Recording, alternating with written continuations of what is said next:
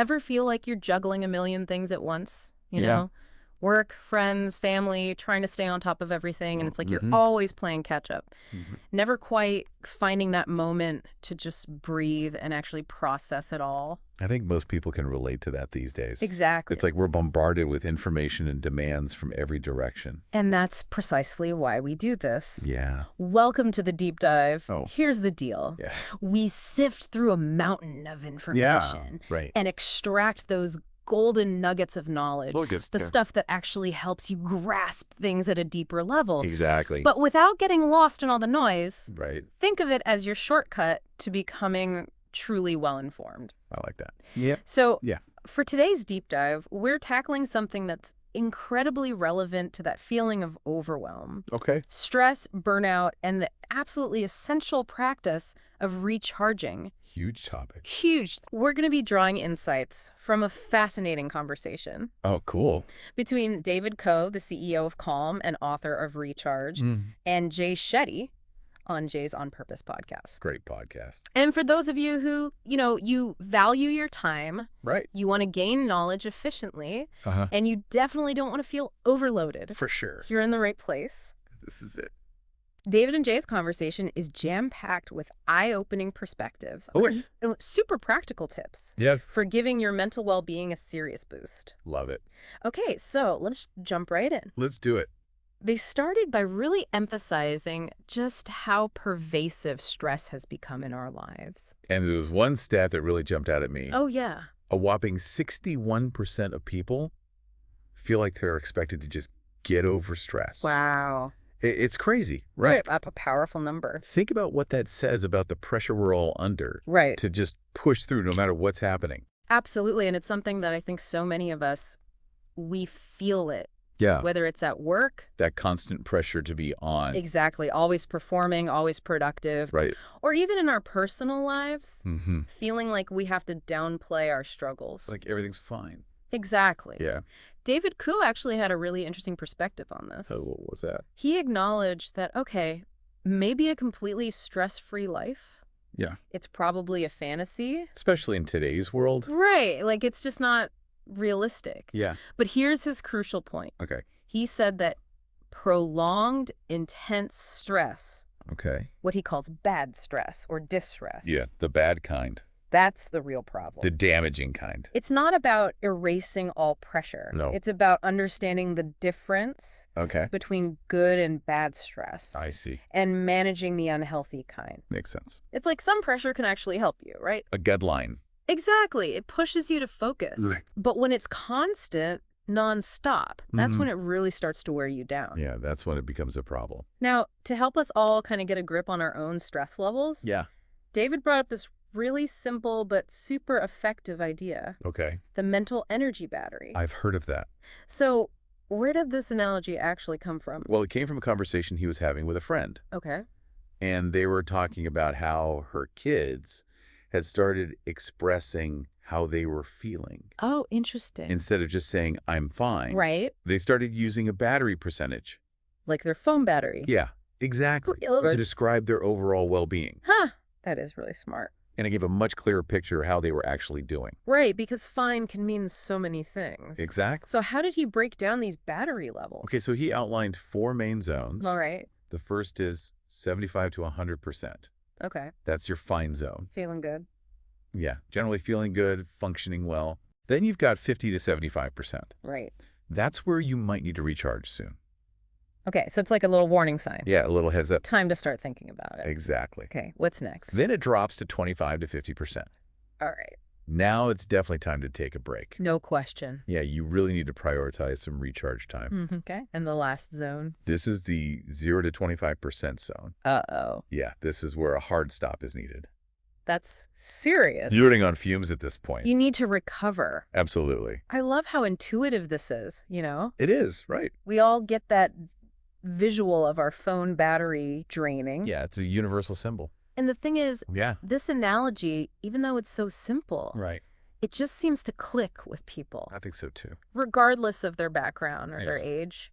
It transcends those things. It really does. It's powerful. It gives us the shared language Yeah. and a way to assess and talk about our mental state. And it's not judgmental. Exactly. It's just a fact. Yeah. This is where my battery's at. Exactly. So for you listening, this is a really clear and relatable framework to start thinking about your own energy levels. Your own internal battery. It's more than just, I'm tired. Right. It's a concrete sense of, okay, where am I at? Exactly. Now, they also got into this really important distinction between good stress and bad stress. We don't often think about that, do we? Not really, but it's actually pretty significant. It is. It is. That So sense. good stress. Often called eustress. Okay. You can kind of think of it as like positive stress. Okay, I like that. It can actually be beneficial. Really? Yeah, it can help you build resilience, drive your personal growth, Interesting. and even strengthen bonds and culture within a team. So it's that kind of stress that even though it might feel tough in the moment, it ultimately leads to a good outcome. Exactly. Okay, so what about the flip side? Yeah, the bad stress or distress. The not so fun kind. This is the stress that just lingers and becomes overwhelming. Okay. It can lead to anxiety, depression, Wow. even physical health problems. Yeah, it really takes a toll. It does. And in the end, it actually hinders your productivity and your overall well-being. It's like you're constantly under pressure, but never really getting anywhere. Yeah, exactly. Now, David shared a really fascinating example of how Calm, his own company, proactively deals with stress. I'd love to hear about that. So during the elections... Oh, yeah. That's a stressful time. Huge. And we all know it can be a period of, like, heightened anxiety. Major anxiety for a lot of people. Yeah. Calm decided to treat it almost like a big event. Interesting. And they proactively provided their employees with opportunities for moments of calm. Oh, they like that. Things like short periods of silence during meetings. Even just a few seconds can make a difference. Exactly, like 15 or 30 seconds. Yeah. Or they shared calming content. Oh. Like live feeds of nature. That's awesome. I thought that was such a practical and immediate way to address that collective stress. It is, and it really highlights the fact that we don't have to be on all the time. We need those pauses. Those intentional breaks. And this leads us right into the crucial importance of recharge. Recharging our battery. Exactly. Yeah. David pointed out that we often feel guilty about resting. Right, like we're being lazy. As if it's unproductive or indulgent. Right. But he suggested that if we reframe it as recharging, it becomes more acceptable.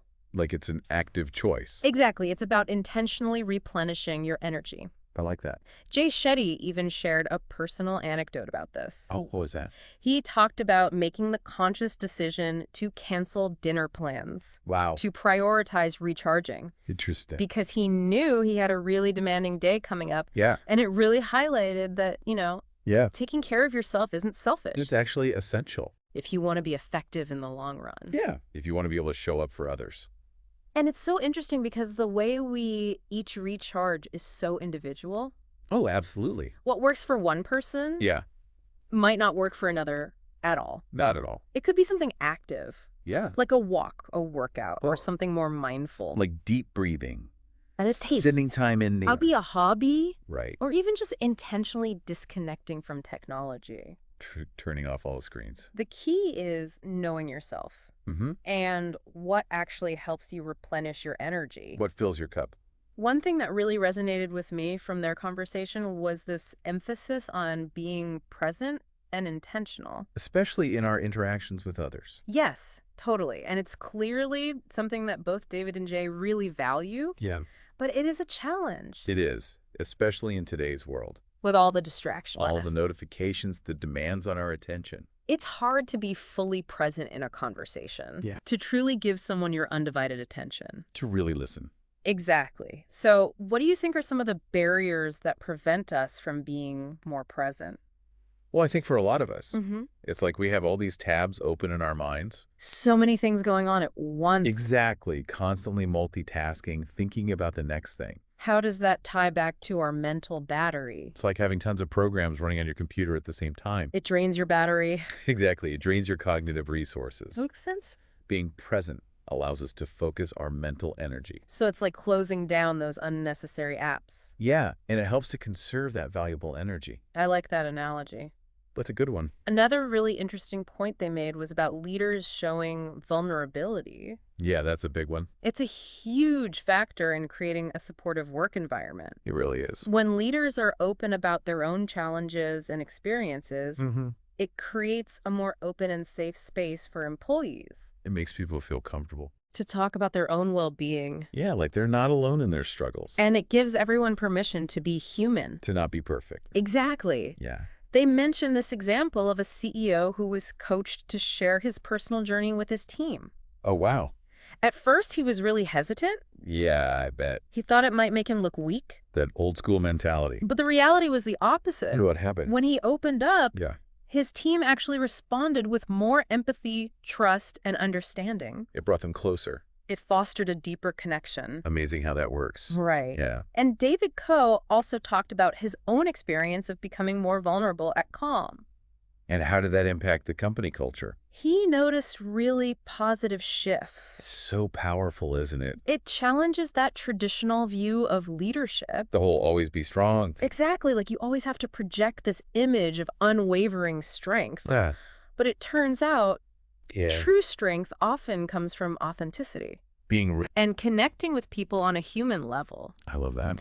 They also touched on our sometimes complicated relationship with productivity. That's a big one. It is, and it's this ingrained belief Right. that being constantly busy Always hustling. automatically equals being valuable and productive. Yeah, that's the myth we've bought into. And they really challenged this notion. Yeah. John Sculley, the former CEO of Apple, Wow, okay. he actually described his role at times as being a chief listening officer, Interesting. emphasizing how powerful it is to truly listen. That's a good point. And then Jack Rowe, another former CEO, Okay. he had this great piece of advice. What? He said to sometimes intentionally put yourself in neutral Like take a step back. to prevent burnout. It's like hitting the pause button. Exactly. So it's not just about how much we do. Right. It's about the quality and the impact of our work. Yeah. Quality over quantity. Now, I'm sure many of you listening are wondering, I bet they are. how do practices like mindfulness and meditation, Right. which are, central to what Calm does, Absolutely. actually help with burnout and productivity? It's a good question. David mentioned that a lot of Calm's users, Yeah. they initially come to the app for help with sleep. Sleep is huge. And we all know how important sleep is It's foundational. for our focus. Our overall well-being. Everything. Right. So if you're well rested, You're going to be more productive. you're going to be more effective. Yeah. He also shared a personal reflection. Oh, interesting. He talked about how when he was younger Yeah. and stressed, Mm-hmm. he would often turn to unhealthy coping mechanisms. No, we've all been there. And looking back, he realized that tools and practices, Mm-hmm. like the ones offered by Calm, Right. could have helped him make more positive changes Yeah, much earlier on. much earlier. Yeah. It's about finding healthier ways to respond to stress. In the moment and over time. Right. Building those healthy habits. Yeah, exactly. He used this really interesting analogy. What was that? He said, a calm and focused mind can make decisions much faster and better Makes sense. than a stressed and scattered mind. Right, like when you're stressed, You're not thinking clearly. you make worse decisions. It's like that statistic we talked about earlier. The one about people feeling overwhelmed. Yes, so many people are so overwhelmed they can't even think ahead. They're just reacting. Mindfulness and meditation can really help interrupt that cycle. Give you that space to breathe. Okay, so zooming out a bit. Yeah. What are some things that companies can do Okay. to better support the mental well-being of their employees? That's a good question. David shared some of the practices that Calm has implemented internally. Oh, cool. What are they doing? They often start their meetings with a brief mindfulness exercise or meditation, That's a great idea. and then they end the meeting with a moment of gratitude. I love that. They also encourage Zoom-free days. To combat video call fatigue, that's a real thing. It is, and they really empower employees to say no to meetings To set boundaries. that aren't essential. Yeah. It's about creating a culture that respects people's time and energy. Makes sense. He also highlighted the importance of providing mental health resources to employees, Access to support. like platforms like Calm, for example. Right. He shared a funny story about surveying their employees Oh, tell me about it. about what benefits they wanted. Yeah. And they were surprised to find a lot of interest in infrared masks. Infrared masks. Yeah. Wow, that's unexpected. It was, but it shows how important it is to actually listen to your employees. So understand their So you needs. understand what they want. Absolutely. So when you prioritize mental health in the workplace. Mm-hmm. It fosters these stronger connections, more open conversations. It builds a more supportive community. What about smaller, more personal things that individuals can do to recharge? Like daily rituals. Yeah. Yeah, those are important. David talked about his morning routine. Okay. The first thing he does is avoid his phone. Resisting that urge to check. He enjoys a cup of coffee, Classic. opens a window for fresh air, Getting some nature. steps outside briefly, Just to breathe. and takes a few deep breaths. Simple but effective. He also loves walking meetings. I've heard those are great. They are, and he prioritizes exercise. You gotta move your body. And Jay Shetty's team has this practice called Weekly Wins, Oh, what's that? where everyone shares a personal accomplishment from the week. I like that. It's a way to acknowledge contributions. Yeah, beyond just the big projects. And foster that sense of connection. It's a nice way to celebrate small wins. Now, they also talked about the importance of trust and connection at work. Yeah, that's foundational, isn't it? It is, and David made this really interesting point. What was that? He said that sometimes a lack of productivity can actually stem from a lack of trust or weak connections between team members. If you don't feel connected or supported, You're not going to be at your best. Exactly, and think about it. We spend so much of our lives at work. So much time. So it's crucial to have those positive relationships and experiences. It makes a huge difference. David also reflected on how his own views on recharge have evolved. As a leader? As a leader, he used to feel like he had to be involved in every single decision. That must have been exhausting. Now he's more focused on empowering his team Delegating and distributing leadership. letting go of some control. He gave this example of a company strategy retreat that was actually led by a group of employees. Well, that's cool. And the results were amazing. They were. Way more innovative and effective than he had initially imagined. That's awesome. It all comes down to hiring talented people and trusting them to do their jobs. Giving them the space to shine. Towards the end of their conversation, they did this final 5 rapid-fire round. Oh, I love those. Me too. They're so insightful. Quick hits of wisdom. Okay, so what was the best recharge advice David had ever gotten? He said it was simply to be more present. So simple, yet so profound. It is, and he explained that when you're truly present, you're not wasting energy dwelling on the past or worrying about the future. You're just here now. Exactly. What did he consider to be the worst recharge advice? His mom's advice to just power through.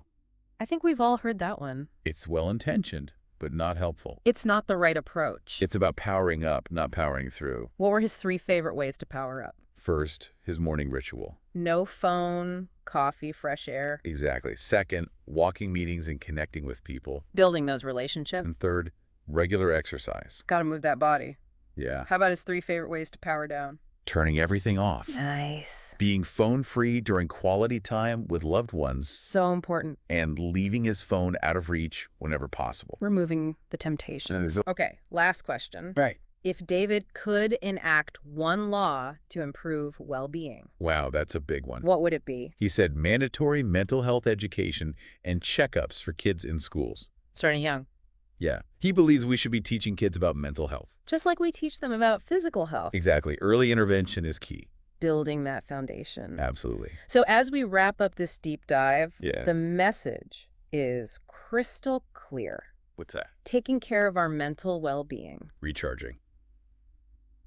It's not a luxury. No. It's essential. For our productivity, our relationships, our overall health. I couldn't agree more. So take a moment right now. Yeah. Think about your own battery level. Where are you at? Where do you usually operate? What fills you up? What drains you? What are your chargers? What are your red flags? Good questions. And here's something to ponder this week. Okay. Inspired by everything we've talked about, Yeah. what's one small change you can make? One small step. To be more present or to intentionally carve out time for recharge. It could be anything.